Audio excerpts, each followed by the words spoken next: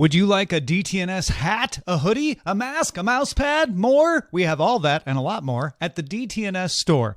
DailyTechNewsShow.com/store. Coming up on DTNS, it's not you, CES, it's Omicron. Whose responsibility is it not to play solitaire while driving after all? And I'll explain the things you need to know about Log4Shell as the great December patch march continues. This is the Daily Tech News for Wednesday, December 22nd, 2021 in Los Angeles. I'm Tom Merritt. And from Studio Redwood, I'm Sarah Lane. In the snowbound Salt Lake City, I'm Scott Johnson. And I'm the show's producer, Roger Chang. There is a longer version of this show where you get our opinions about more than just what's in the show. It's called Good Day Internet. It's available at patreon.com/DTNS. By the way, big thanks to our top patrons, including Norm Fazekas, Chris Allen, and Mark Gibson. Let's start with a few tech things you should know. Sony Pictures Networks India announced a merger with Z Entertainment that will form the second largest entertainment network in India behind Disney Hotstar. Post-merger, the company will have over 75 TV channels, a large collection of film assets, and 2 streaming platforms.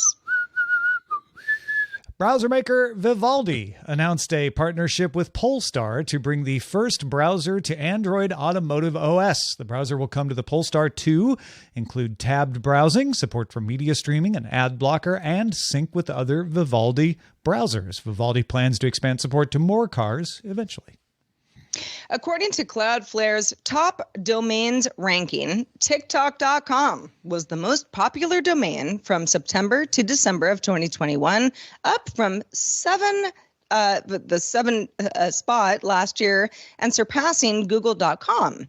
So quite a lift for TikTok.com. Instagram.com fell out of the top 10 in late 2021, not even in it, with fellow meta domain WhatsApp climbing into the top 10 for the first time. Just a moment to acknowledge the passing of Google.com's lead in this. Oh, man. Yeah, I know. Big deal. Pour out a little liquor. The Google Voice web app now lets you create custom rules for responding to incoming calls from specific contacts. This includes forwarding specific contacts to linked numbers or sending contacts directly to voicemail. Last week, Best Buy pulled TCL's Google TV 5 Series and 6 Series models from store shelves, citing performance issues. TCL has since confirmed it's rolling out a software update to its entire Google TV lineup to provide significant performance improvements. And as a result, Best Buy resumed sales of the models of the update. All right. Last January 2020, CES 2020 was all virtual. Vaccines were just starting to be delivered.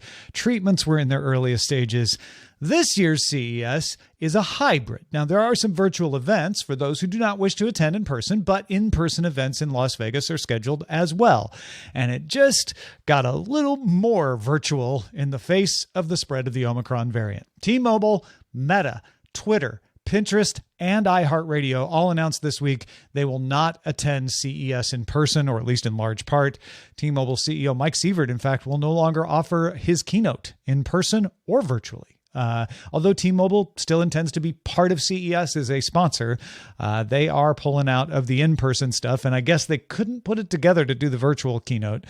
Samsung, GM, LG, Panasonic, and Sony are all still attending as of now, although LG already planned to use QR codes and augmented reality to show off its products. They did not have a traditional booth.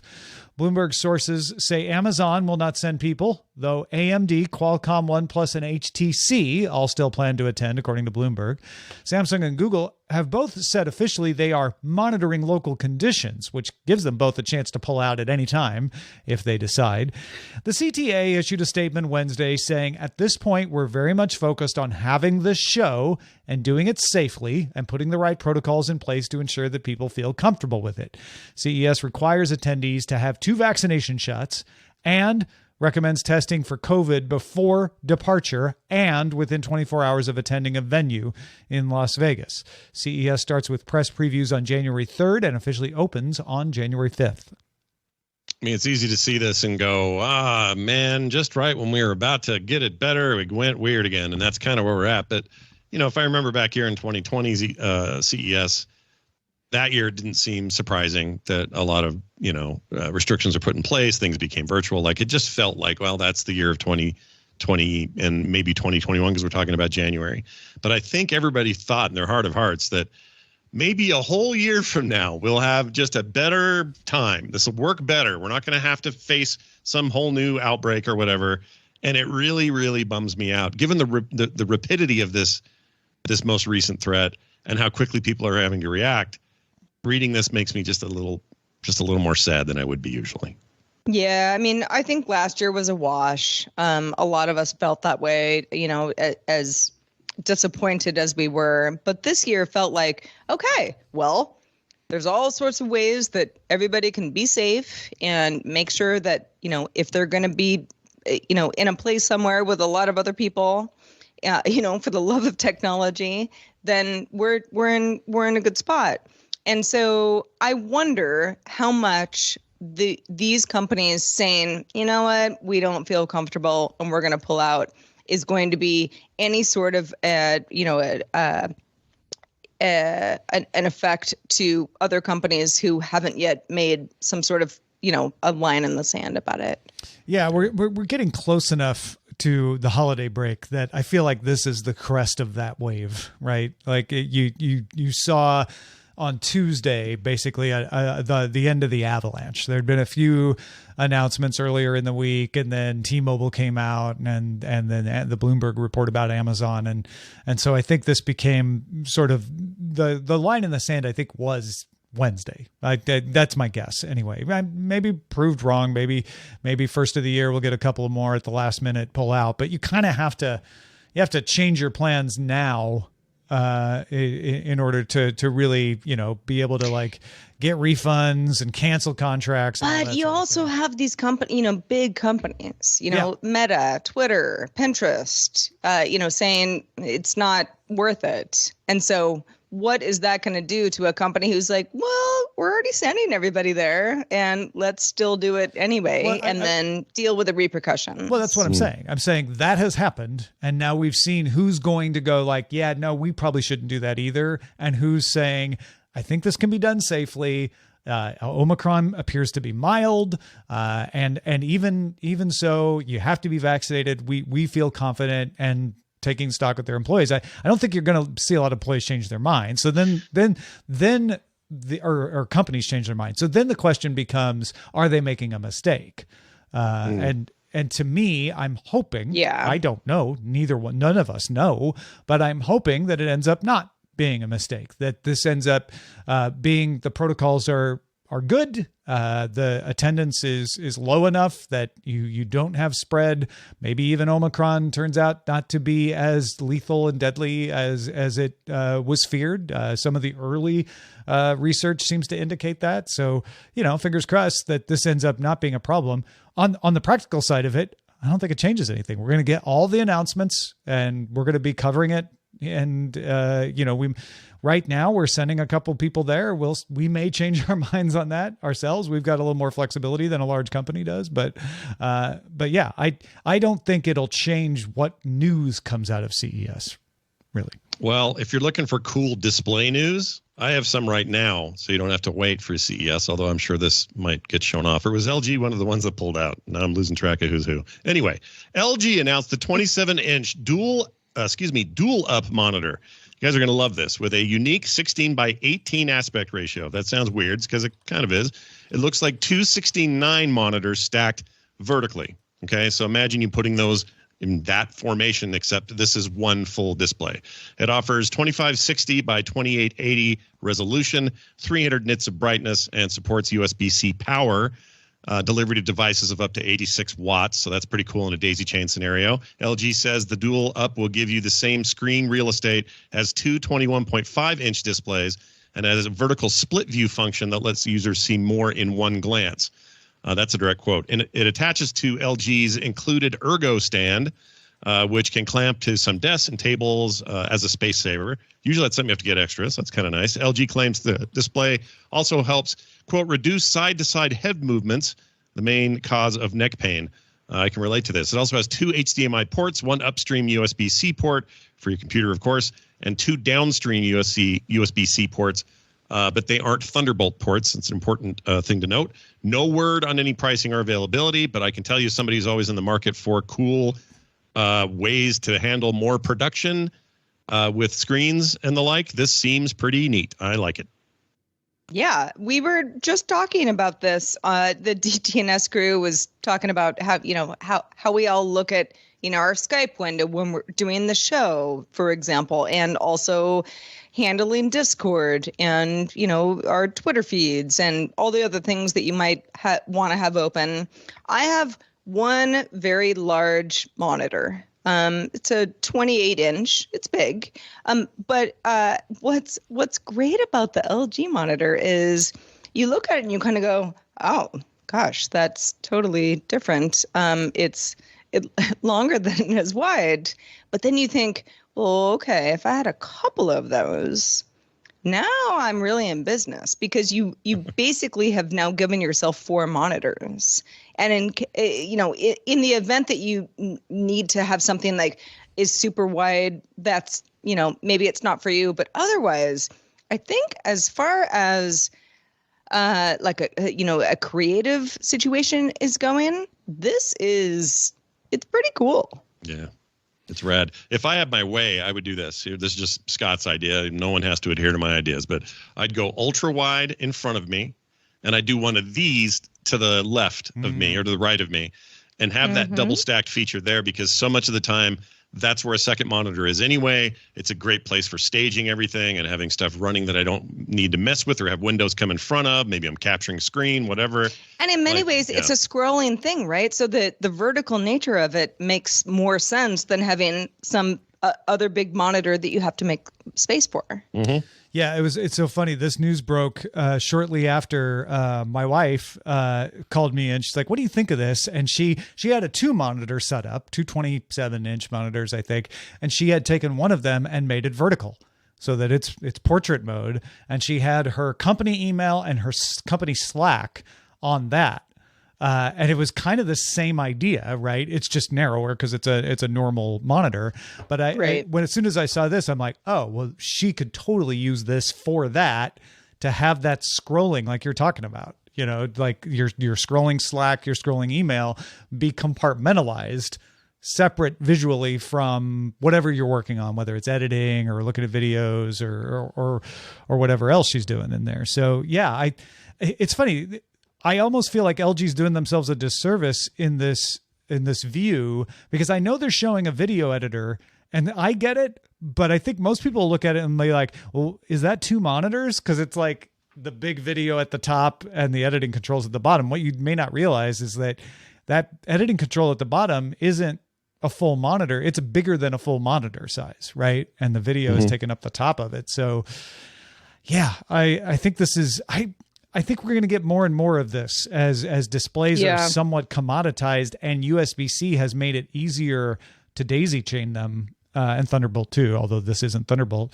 I think we're going to see more of this kind of situation, and to where what works for you is what you'll be able to do, not what monitor you can get. Well, Thunderbolt ports would work for me. That aside, though, I do think that, I've thought about this for a while, that computer monitors are like little TVs. They do a lot of other things. You can have multiple monitors, and when you're sitting at your workstation, you could watch TV if you want, but you don't have to watch TV. But to have just different form factors going forward, and it to not be this sort of like, oh, it's a TV, but for your computer, is kind of cool. And I'm excited to see where these go. Well, folks, if you have a thought about this or anything else on the show, and you want to email us, here's our email address: feedback@dailytechnewsshow.com. An engineer from Alibaba found the Log4j vulnerability and reported it to Apache on November 24th so that it could get patched before it became a problem, although it is a huge problem anyway.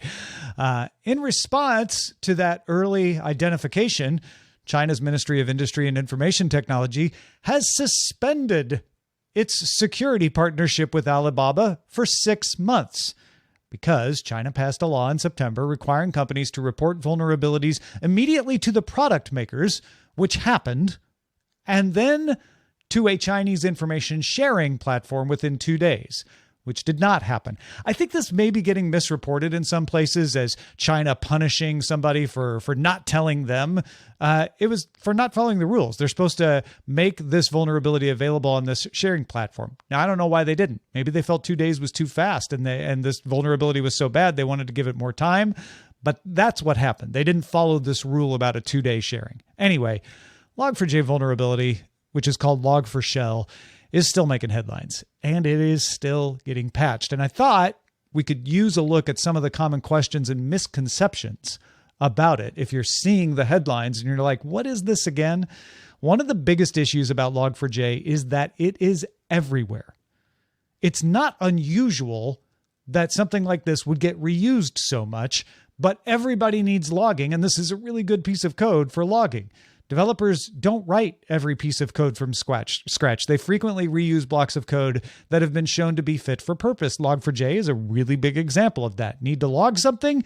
No need to write a logging tool. Use Log4j. That's not the controversial part of the story.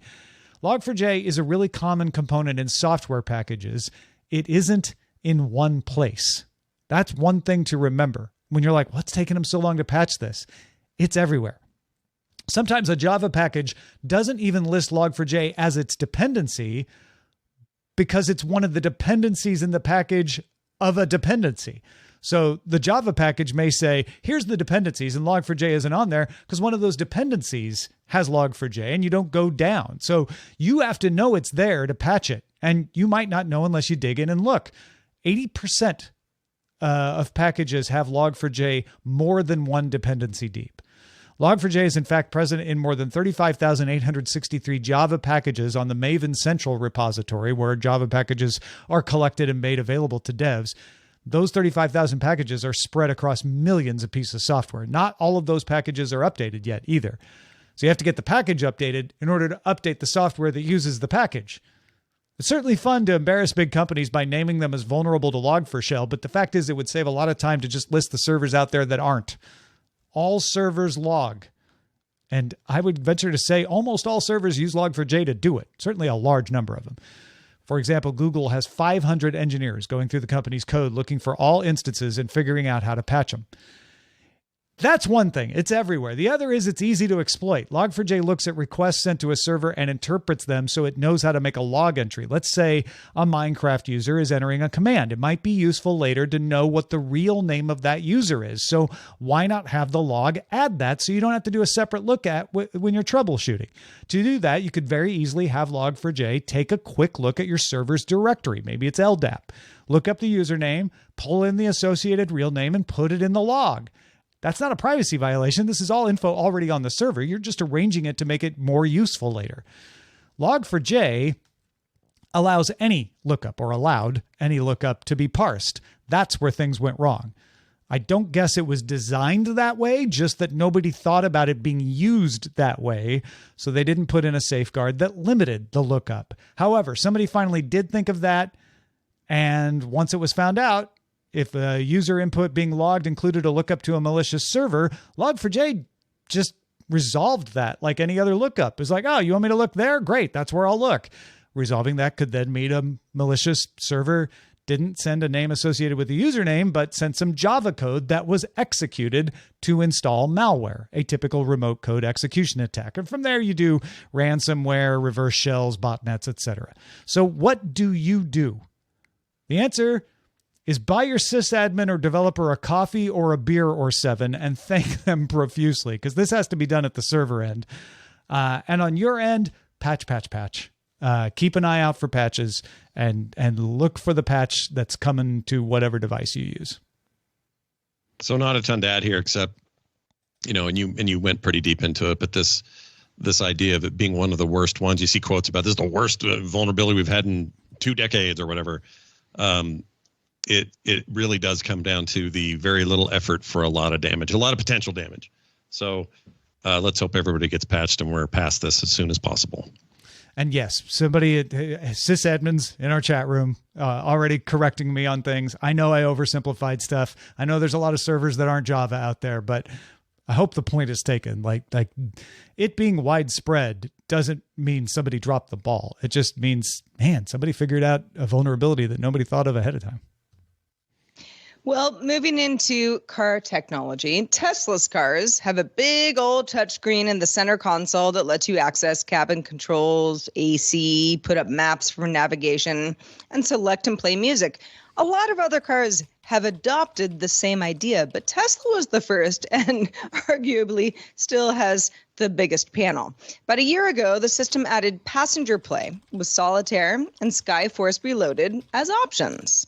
Something as a passenger you might want to play, which made it possible for a passenger in the car to play the game when the car was in motion, because the driver wasn't playing, just the passenger or somebody in the back. However, the U.S. National Highway Traffic Safety Administration is investigating now whether 580,000 Tesla drivers may be playing the game while the car is in motion, and if that also distracts them. This past year, the administration received one complaint, just one, about passenger play from a retired reporter who discovered the ability worked for him as a driver with no passenger in the car. He said, hey, this is a bad idea, but just the one. There have been no reported injuries or crashes related to the feature, though. Yeah, it feels like the administration, the Traffic Safety Administration was like, okay, some guy decided that we have to investigate this, so we do. But I don't see anybody using this wrong. Like, sure, maybe somebody could, but it almost feels like in this particular case, people know, like, yeah, don't play solitaire while you're actually driving. But let's not deprive the passenger of a little fun just because maybe somebody somewhere won't know that. Well, and, for anybody who's, it's not like I've been like in that many Tesla cars, but it is jarring if you're not used to that center panel the first time you see it. You're like, whoa, it's huge. Like, let's use it. I can see as a passenger, you'd be like, I want all the options afforded to me. Obviously, the driver has to do other things.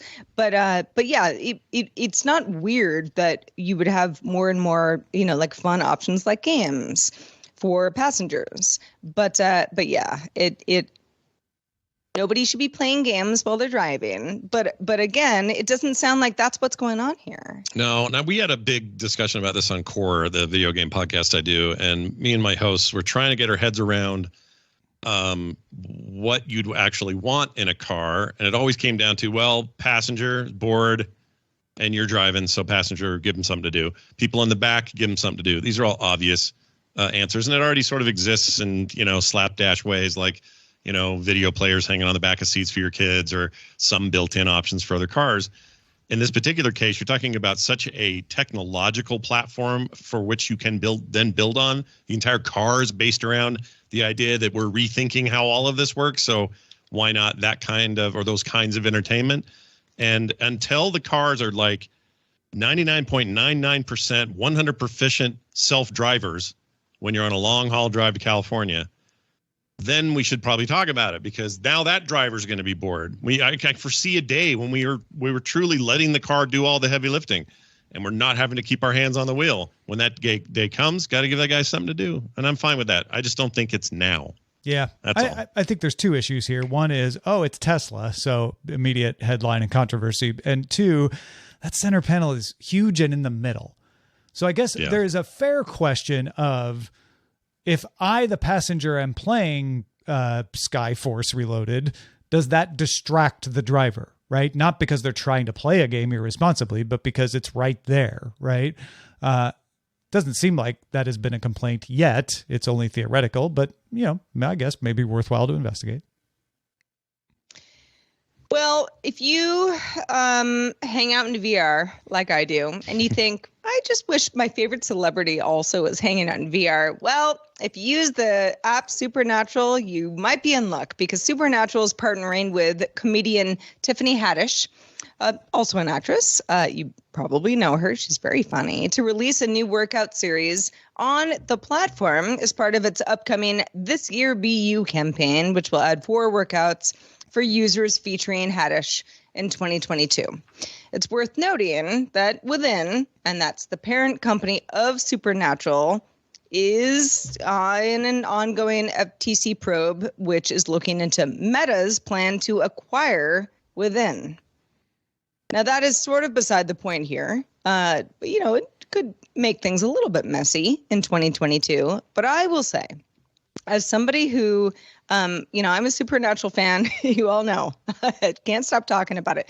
I love that app. It is so much fun. But what you do get is, it's the equivalent of going into your local gym and one of the coaches is leading a class, and you got your favorite coaches and that's fun. That's great. And they're all really great. There is also a huge Supernatural Facebook community, the biggest that I've ever seen, really. And a lot of personal stuff from people that people add and share, about weight loss or, health journeys or, all of the reasons that they have decided to start this workout series. And recently they actually had somebody from the community do like a one-off, like, okay, she's your coach for the day type thing. And it was a huge hit. And this was just sort of, somebody who loved Supernatural and loved the community and was super active, in the Facebook group and was sort of, picked out as like a person to say like, okay, what if we kind of change it up a little bit? Are people still going to have a lot of fun? Huge success. So just the idea that this could also be like somebody that you respect, and think is funny or, is, in your favorite movie type thing. I think this, and again, Supernatural, I know I don't want to be a spokesperson for it, and I know I sound like that at times, but for all sorts of apps like this, this is we're getting there. Yeah, here's the thing I would say. You really want to get me, you get one or both of the Winchester brothers from the television series Supernatural. You get them on there. So you get Jared Padalecki or that Jensen Ackles guy, and those are your two dudes, and now they're in Supernatural. That kind of, Inception is where I'm coming from. That's what I want. Yeah. Please, within, take Scott's idea. Go run with it while you can. Yeah. All right, let's check out the mailbag. We got a good one from Jerome. Jerome says, I have a handy email signature I'd like to pass along. I took the time to enter a signature for my email that is highly personalized. This is something that we're going to have on our show notes. I don't want to just say it out loud for Jerome's, privacy purposes, but Jerome says, my friends know if they don't see this signature, it's probably not for me. Spammers really can't do the individualization needed. Yeah, and we won't even put Jerome's signature in the show notes, but it has a quote from Hobbes that he has kind of, changed so that it's personalized. It has a thing about typos from Calvin and Hobbes, with actual typos. It is unique. And so the idea, you don't even have to really know what's in it, but the idea is that Jerome says, look, everybody sees my crazy, weird, unique signature. And if they don't see it, then immediate suspicion, because they'll get used to seeing it. He has it really big type too, so that it stands out. I mean, it's not a silver bullet. Obviously, if somebody really wanted to get Jerome, they could take the signature and copy it and then fish his friends, but that's a pretty specific attack. So, it's a nice speed bump along the way of making sure that at least people won't get fished by someone pretending to be Jerome very easily. Indeed. Jerome, we like your gumption. If anybody has life hacks you'd like to share with us, please do send them our way. feedback@dailytechnewsshow.com.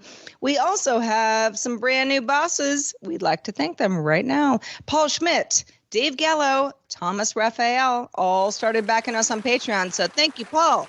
Thank you, Dave. Thank you, Thomas. And thank you to you, Scott Johnson. We also, we clap for you always.